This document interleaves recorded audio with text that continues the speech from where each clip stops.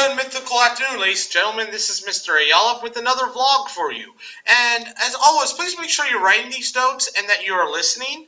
And then if need be, go back and view this again. Because in reality, it doesn't matter how long or how many times it takes for us to do this. All that matters is that you get the information so you can pass the test and be super awesome like I know you all are.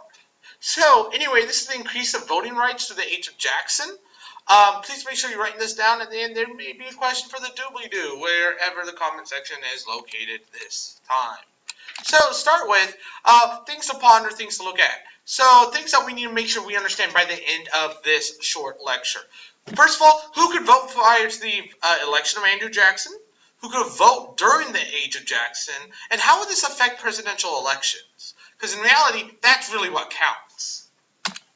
So prior to Jackson, in almost every state of the Union, you had to be a white man, over 21 years of age, and have a certain amount of land. So no women, no African Americans, or Native Americans, or anyone else could vote for that matter. So you had a very small segment of the population voting and controlling the gears of government, as we say. But what happens, one of the major themes in U.S. history, is how we slowly but surely start opening up voting to more and more people. And that's what's kind of interesting. We start with a very small segment, and slowly but surely now we allow just about anyone to vote as long as you're over 18 years old, a U.S. citizen, and a non-felon.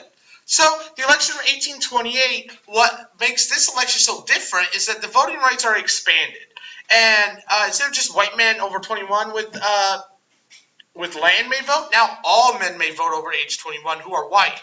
And that's a major change because now you have people who are extremely poor all the way up to extremely wealthy all having the same vote and being worth the same amount. One vote, one person, which is really new.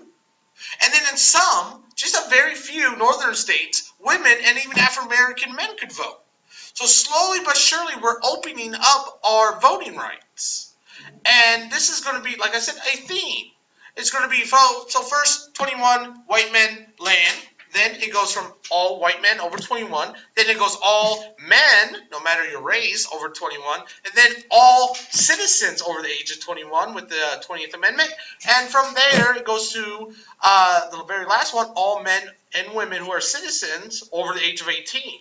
So slowly but surely they are increasing the amount of votes, or I should say the amount of people who can vote, which is pretty neat.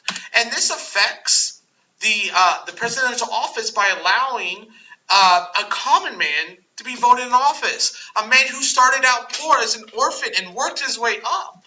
Not one of those wealthy elites that have always been voted in, like Washington or Jefferson or Adams.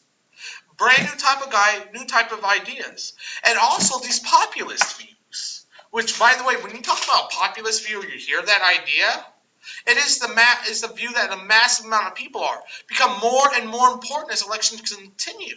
Because with more and more of the population and the mass of people able to vote, more and more people should be able to show their views, and your elections, those politicians, reflect that. So anyway, here we go for your vlog question up in the doobly-doo or wherever it may be today in your comments.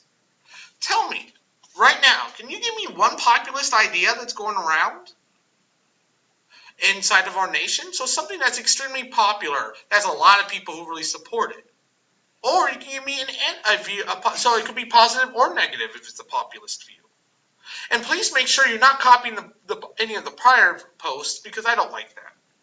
So please make sure you post everything, got your notes done, and that you view this before and post before the end of the due date. And as always, don't forget to be awesome.